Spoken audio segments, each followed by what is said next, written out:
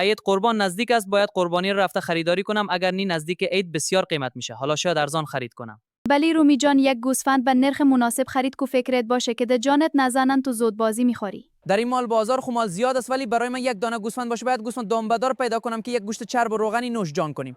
برادر این گوسفند چند است؟ یک قیمت مناسب بگو که بگیرم به خاطر عید قربان. و این گوسفند برای قربانی برابر است یا نی؟ 15,000 افغانی است قیمت این گوسفند. ببین یک گوسفند خوب دنبه‌دار است و بلی برابر به قربانی است. چی این گوسفند خورد 50,000 بسیار قیمت میکی. چالو برادر یک کمی ارزانتر بو که بخرم، من زیاد پول ندارم.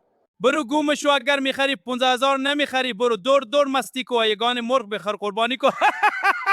این کوچالو خوریش خند کد مرا در این روزا مالا قیمت شده نزدیک عید است، باید رفته به پیاز بگویم همه چیز را. پیاز جان، در مال بازار تمام مالها بسیار قیمت بوده، پول نداریم چه تو بخریم قربانی هم نکنیم نمیشه. تو تشویش نکو، تا عید قربان وقت داریم. تو سوپ فروشی کو، کمی پول جمع کو، با هم سوپ آماده میکنیم. درست است، ولی با این کار میتونیم پول عید قربان رو پوره کنیم تا عید یا نه؟ چی فکر میکنی دوستا؟